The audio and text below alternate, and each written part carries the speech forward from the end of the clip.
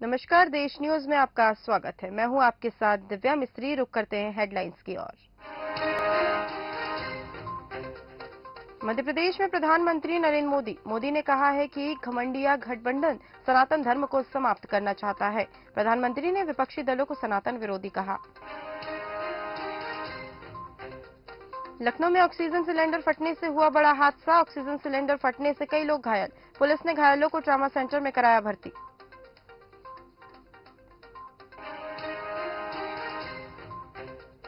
उत्तराखंड सरकार के बजट खर्च करने का मामला। विधानसभा की मंजूरी के बिना बजट किया था खर्च। कैग की रिपोर्ट में चौंकाने वाला हुआ खुलासा। उत्तराखंड के सीएम पुष्कर सिंह धामी का संबोधन। देहरादून में होने वाले इन्वेस्टर समिट को लेकर कार्यक्रम। सभी को हिंदी दिवस की दी शुभकामनाएं।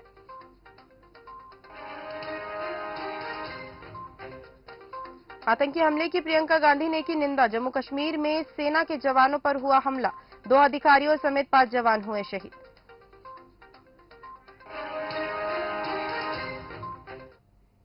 वहीं मध्य प्रदेश में अब विधानसभा चुनाव बेहद नजदीक आ रहे हैं। कभी भी भाजपा कांग्रेस के प्रत्याशियों की सूची जारी हो सकती है।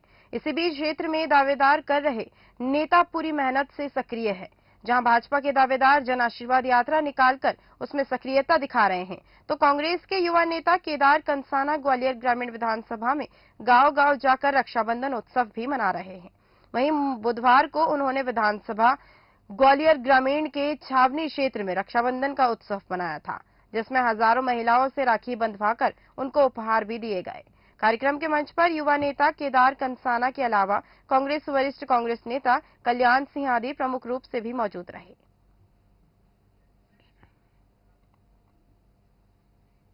पिछले 4 महीने से हिंसा से जूझ रहे मणिपुर में असम राइफल्स को हटाने की मांग को लेकर इस मांग के समर्थन में कई इलाकों में प्रदर्शनकारियों ने असहयोग आंदोलन शुरू कर दिया है। खुद को मेतई बताने वाली महिलाओं के एक संगठन ने पहाड़ी जिलों के उलट घाटी में भी सेंट्रल फोर्सेस खासतौर से असम राइफल्स को वापस बुलाने की मांग को लेकर घाटी में केंद्र सरकार के संस्थानों पर ताले लगाना शुरू कर दिए। कुछ महिलाओं ने इन्फाल पूर्व के अकम्मत में भी राष्ट्रीय इलेक्ट्रॉनिक और सूचना प्रौद्योगिकी संस्थान को बंद कर दिया।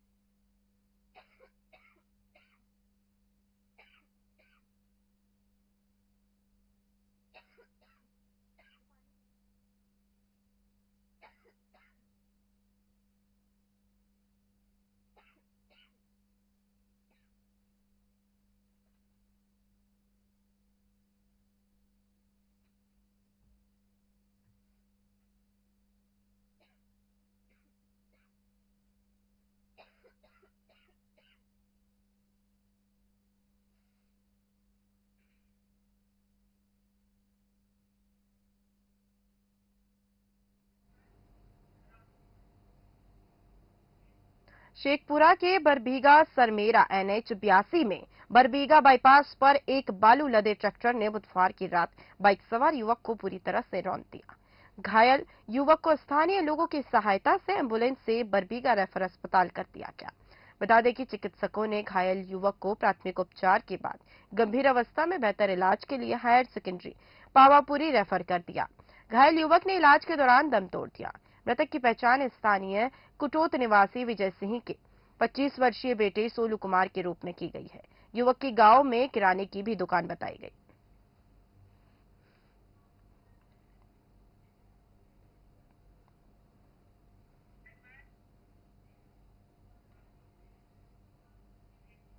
ग्वालियर में एक सूने घर में घुसे चोर गिरोह ने दरवाजे से लेकर अलमारी तक कुल ताले तोड़ दिए हैं और 4 लाख रुपए के गहने नकदी समेत ले गए।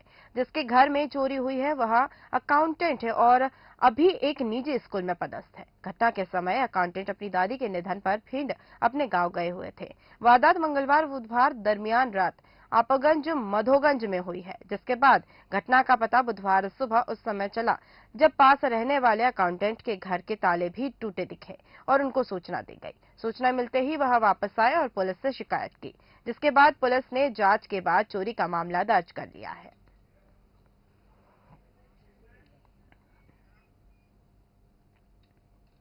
कानपुर में डेंगू का हमला काफी तेज होता नजर आ रहा है। रोजाना जिले में 10 से 12 मरीज डेंगू के मिल रहे हैं, लेकिन इस वायरस से घबराने की जरूरत नहीं।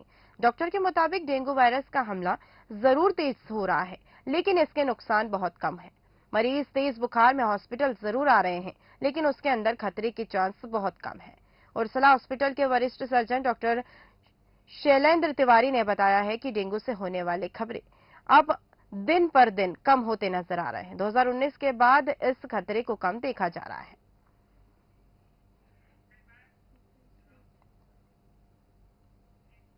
ग्वालियर में अवैध मादक पदार्थों की खरीद फरोख्त करने वाले के खिलाफ चलाए जा रहे अभियान के तहत क्राइम ब्रांच और मोहना थाना पुलिस ने मुखबिर की सूचना पर एक कार से 6 बोरे डोडा चूरा के साथ जब्त किए। साथ ही 3 तस्करों को भी गिरफ्तार किया गया।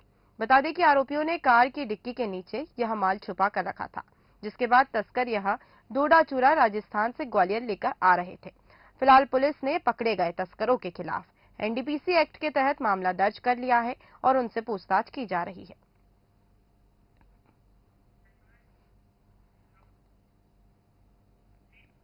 बिहार के मुजफ्फरपुर में गुरुवार को बागमती नदी में बड़ा हादसा हो गया। 30 लोगों से भरी एक नाव नदी में डूब गई। हादसा सुबह 9:30 बजे गायघाट थाना क्षेत्र के बेनीबाद ओपी में हुआ है।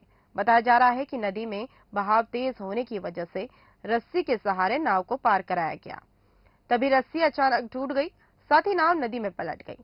अब तक 20 लोगों को बाहर निकाल लिया गया है और 10 लोगों की तलाश जारी है। नाव में ज्यादातर स्कूली बच्चे थे।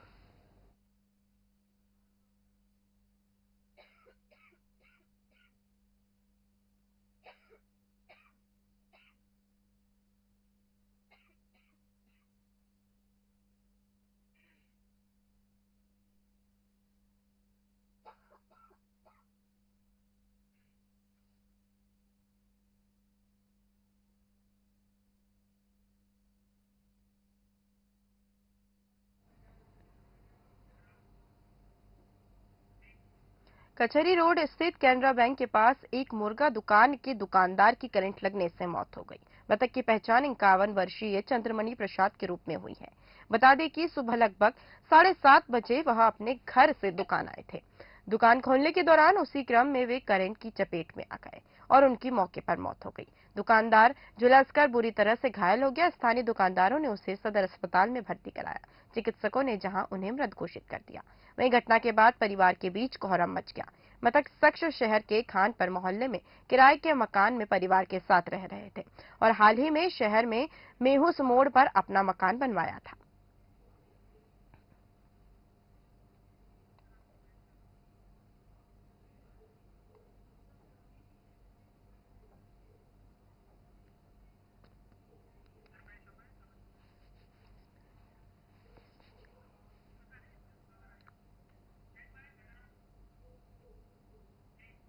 प्रधानमंत्री नरेंद्र मोदी आज मध्य प्रदेश के दौरे पर रहे। उन्होंने सागर के बिना रिफाइनरी में 50,000 करोड़ के पेट्रोल केमिकल प्लांट की आधारशिला रखी।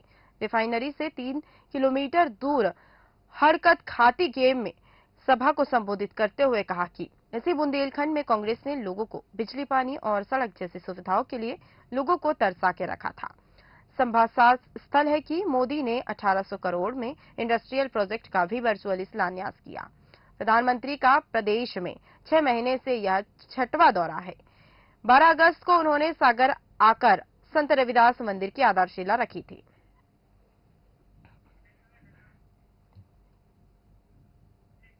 ग्वालियर में नॉर्थ सेंट्रल रेलवे में बिना वजह चेन पुलिंग कर हजारों यात्रियों को परेशान करने और रेलवे को क्षति पहुंचाने वाले पर कार्रवाई की गई। जहां उत्तर मध्य रेलवे के 3 मंडल प्रयागराज मंडल, झांसी मंडल व आगरा मंडल में विशेष टीमें बनाकर चेन पुलिंग करने वालों को पकड़ा गया। जहां 31 दिन में आरपीएफ रेलवे पुलिस फोर्स ने 600 ऐसे लोगों को पकड़ा है जिन्होंने बिना वजह चेन पुलिंग की। इसमें सबसे ज्यादा केस 318 प्रयागराज रेल मंडल के हैं, जबकि सबसे कम 117 केस झांसी रेल मंडल के हैं। रेलवे ने 1.29 लाख रुपए जुर्माना भी वसूला है।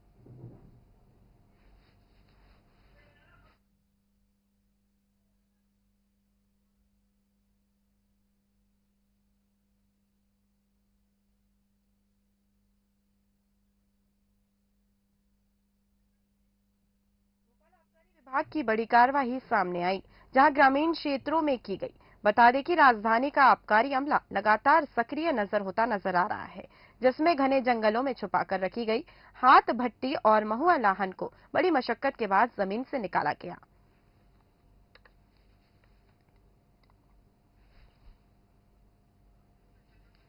वहीं हमारे साथ इसी खबर पर अधिक जानकारी के लिए हमारे संवाददाता भोपाल से विनोद तिवारी जुड़ चुके हैं। विनोद जी, आखिर ये क्या कुछ मामला है? देखिए दिव्या, मैं आपको बता दूं, आबकारी अमला जो होता है काफी सुस्ती से काम कर रहा है। जी। लगातार जो है अबे शराब बन रही है, भट्टे लग रहे हैं, लेकिन आबकारी विभाग का जो गुप्तचर विभाग है बिल्कुल कुंभकर्ण की नींद सोया हुआ है और कहीं उनको कोई जानकारी नहीं दी। आज भी एक ग्रामीण की जागरूकता पर आबकारी विभाग को एक सूचना दी गई कि रातीवर थाना अंतर्गत जो केकड़िया गांव आता है, वहां पे जो आदिवासी इलाका है वहां पे ये शराब बनाई जा रही है और आबकारी विभाग ने उस पर संज्ञान लेते हुए वहां पे छापा डाला, जिसके अंदर 174 लीटर कच्ची शराब और लगभग 2 कुंटल कच्चा महुआ जब्त किया गया है। हालांकि आबकारी विभाग ने तुरंत कार्रवाई करते हुए 3 लोगों को गिरफ्तार कर लिया है, लेकिन सवाल यही है कि आबकारी विभाग का गुप्तचर विभाग कहाँ है? ये वहां पे लगातार उस क्षेत्र में अवैध रूप से शराब बनती, भट्टियां लगी रहती है, आबकारी विभाग कार्रवाई नहीं करता है। क्योंकि चुनाव आने वाले हैं, चुनाव के पहले ये अमला जो है सक्रिय हो गया है और कहीं ना कहीं चुनाव में आप जानते हैं किस तरह से दारू का वितरण होता है, उपयोग किया जाता है, ये सबको मालूम है।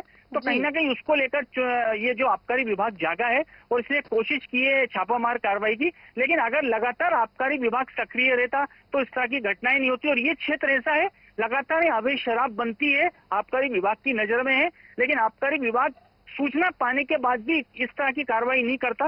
10 सूचना मिलने पे एक कार्रवाई करता है, जिसका परिणाम ये होता है इतनी बड़ी तादाद में ये महुआ जब्त हुआ है। अगर लगातार आबकारी विभाग इस क्षेत्र में नजर रखे तो इस तरह की अवैध भट्टी बनना बंद हो जाएगी। दिव्या जी, आपने बताया कि आबकारी विभाग सक्रिय नहीं था, इसलिए इस बड़ी घटना को वारदात दिया गया। तो अब ये जो गिरफ्तार किए गए आरोपी हैं, इन पर क्या कुछ कार्रवाई आबकारी विभाग की ओर से की जाएगी?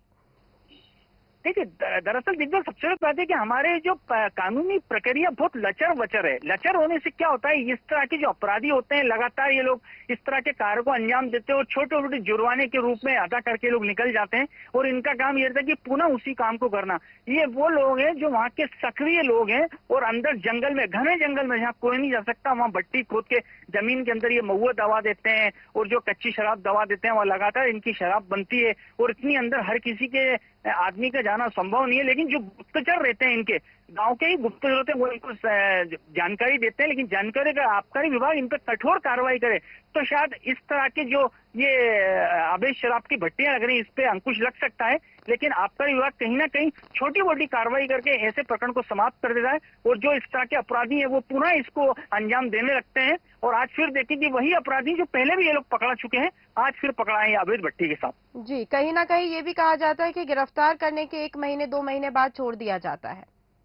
निश्चित ही कार्रवाई जो है लचर प्रक्रिया, अगर कार्रवाई में थोड़ा सा धाराएं बढ़ा के इनको सबक देने के लिए ना हो तो इन पे अगर ठोस कार्रवाई हो तो शायद ये लोग डरेंगे। छोटे छोटे जुर्माने से कोई फर्क नहीं पड़ता। आप बताइए, 175 लीटर कच्ची शराब जब्त हुई है, 2 कुंटल महुआ जब्त हुआ है। आज की डेट में उसकी अच्छी खासी कीमत है। अगर प्रशासन ने फेंक दिया, लेकिन उसके बाद भी इसके बाद इतना बजट रहता है, इतनी व्यवस्था इन लोग की रहती है कि ये पुनः अपना काम शुरू कर सकते हैं। और ये कोई छोटे मोटे 1-2 आदमी नहीं करते हैं, इसके पीछे पूरा एक गैंग होता है जो पूरी तरह से अवैध शराब बनाता है और सप्लाई करता है और ये सब अधिकारियों को मालूम रहता है। अधिकारी वहाँ के जो छोटे भैया जो गुप्तचर विभाग के या छोटे अधिकारी आबकारी विभाग के रहते हैं, वो इन लोगों से मिले हुए रहते हैं, उसी के बाद इसको अंजाम दिया जाता है। दिव्या जी, कहीं ना कहीं गिरफ्तार किए गए आरोपियों से पूछताछ भी जारी होगी। क्या कोई अन्य नाम भी सामने आया है? नहीं, अभी तक 3 लोगों के नाम आए हैं। ये तीनों जो हैं भानपुर और उसके पास लगे हुआ रसूलिया भानपुर, एक दोनों पास लगे इलाके हैं और इसके थोड़ा सा आगे जाएंगे तो जो है घना जंगल शुरू होता है। ये जंगल में ही इस तरह की कार्रवाई को अंजाम देते थे, जहाँ लोग महुआ छुपा कर रखते थे, कच्ची भट्टी लगा के शराब बनाते थे। तो कहीं ना कहीं जब लगातार एक जागरूक नागरिक ने आज इनको सूचना दी, उसके बाद ये लोग पहुंचे हैं, इन लोग ने कार्रवाई की है। अब देखना होगा कि इन लोगों को किस तरह की कठोर कार्रवाई का सामना करना पड़ता है। क्या अब चुनाव नजदीक आ रहे हैं, क्या इन पर कार्रवाई होगी तो इस तरह की अवैध भट्टियां बंद होंगी या नहीं होंगी, ये देखने लायक बात होगी। दिव्या जी, तमाम जानकारी साझा करने के लिए शुक्रिया विनोद जी। भोपाल आबकारी विभाग की बड़ी कार्रवाई सामने आई, जहां ग्रामीण क्षेत्रों में बड़ी कार्रवाई हुई। बता दें कि राजधानी का आबकारी अमला लगातार सक्रिय नजर आ रहा है, जिसमें घने जंगलों में छुपाकर रखी गई हाथ भट्टी और महुआ लाहन को बड़ी मशक्कत के बाद जमीन से निकाला गया।